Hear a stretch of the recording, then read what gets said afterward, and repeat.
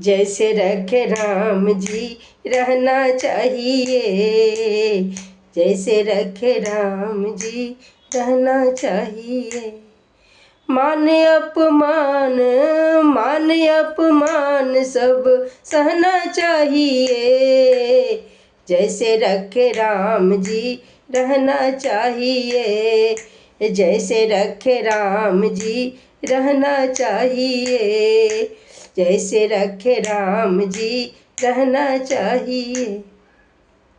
चाहते हैं आराम हो तो, चाहते हैं आराम, रोज ही सुबह शाम सीताराम कहना चाहिए, सीताराम सीताराम कहना चाहिए, सीताराम सीताराम कहना चाहिए, जैसे रखे राम जी रहना चाहिए, जैसे रखे राम जी रहना चाहिए।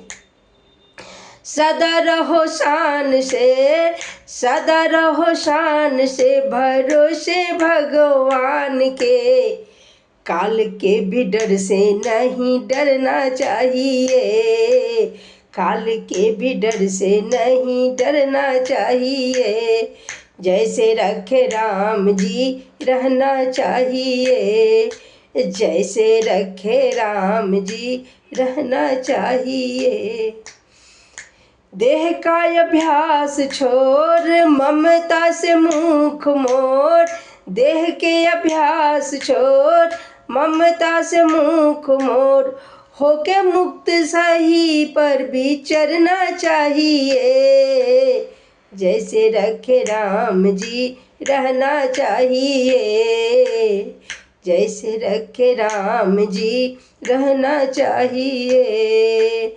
रंक हो राजेश होके, रंक हो राजेश होके, देश परदेश हो, समता ही चित्त में उभरना चाहिए, जैसे रखे राम जी रहना चाहिए, जैसे रखे राम जी रहना चाहिए।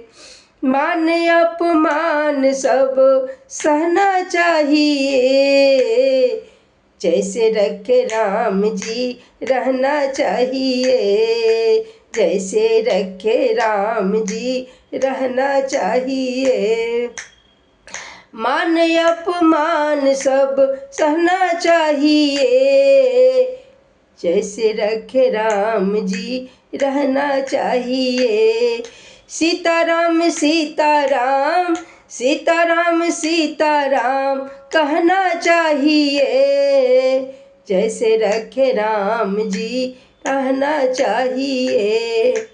अनुकूल प्रतिकूल, अनुकूल प्रतिकूल दोनों कूल के मध्य, अनुकूल प्रतिकूल दोनों ही के कूलों मध्य, सरिता समान सदा बहना चाहिए, जैसे रखे राम जी रहना चाहिए, जैसे रखे राम जी रहना चाहिए।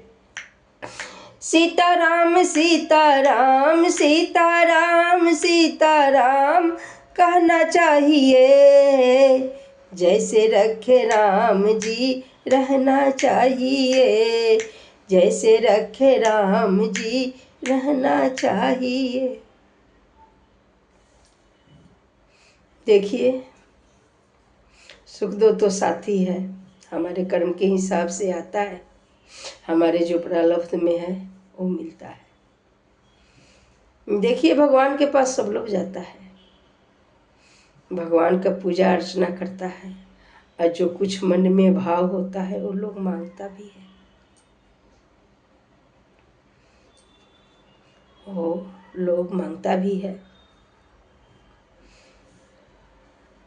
लेकिन हमारे संत समाज कहते हैं कि देखिए, अनुकूल हो जिंदगी या प्रतिकूल हो, लेकिन भगवान का नाम जपना चाहिए, और भगवान जो चाह रहे हैं वो चाह में चाह भी मिलाना चाहिए।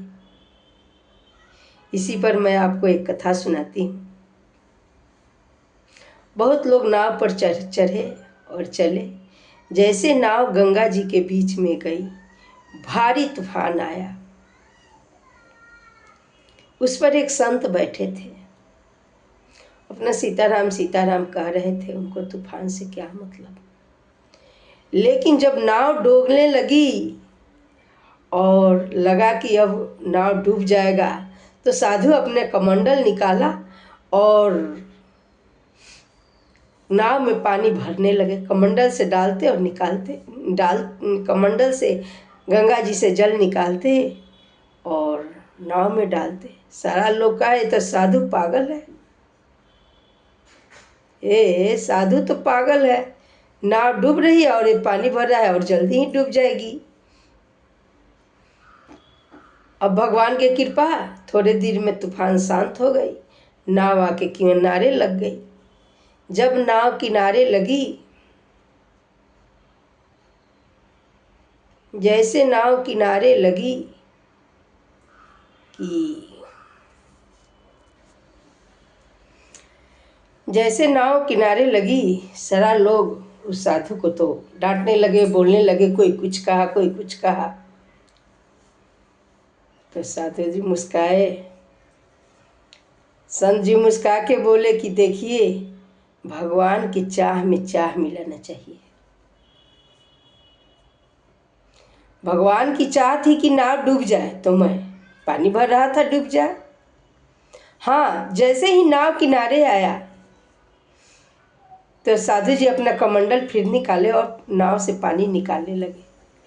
तो लोग देखे तो कहे कि अरे ये तो साधु पागल है। जब डूब रहा था नाव तो ये पानी भर रहा था, और जब हम लोग किनारे न गए तो पानी निकाल रहा है। तो संत जी मुस्काए और बोले कि हमने तो भगवान की चाह में चाह मिला रहे थे। लोग बोला कि और पागल है, क्या चाह में चाह मिला रहे थे।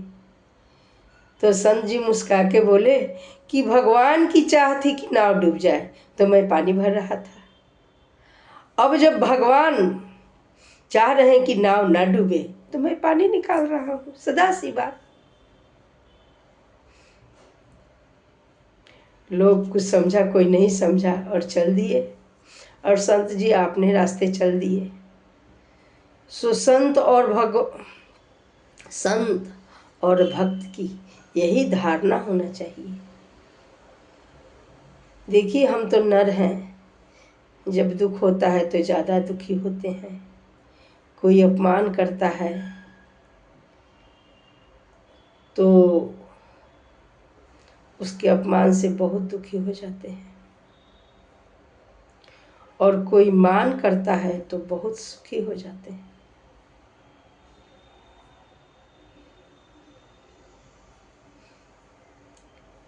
और कोई मान करे तो सुखी भी होते हैं, और जब अपमान होता है तो बहुत दुखी हो जाते हैं। लेकिन ऐसा होना नहीं चाहिए। अरे जब भगवान मान नहीं देंगे तो मान मिलेगा कहाँ से। आज जो हमारे कर्म है मान के लायक नहीं है, तो मान कहाँ से मिलेगा, अपमान मिलेगा। इसीलिए अपने स्वतः कर्म को जानकर ही भगवान पर आरोप नहीं लगाना चाहिए। भगवान तो भक्त के भला के ही लिए कहते हैं, करते हैं। जो कुछ भी करते हैं उनके कर्म के किए के हिसाब से उनको फल देते हैं। देखिए, लोग मंदिर में जाता है, सुख मांगता है, कोई कुछ मांगता है, कोई कुछ मांगता है, लेकिन कोई दुख नहीं मांगता। लेकिन आप सोचिए, विचार कीजिए कि जिंदगी में दुख तो आती है ना। जिस तरह बिना मांगे दुख आती है, आपके प्रारब्ध में होगा तो बिना मांगे ही आपको सुख भी आएगा। आप यदि भगवान पर भरोसा करते हैं तो भगवान को मालूम है कि आपको चाहिए क्या।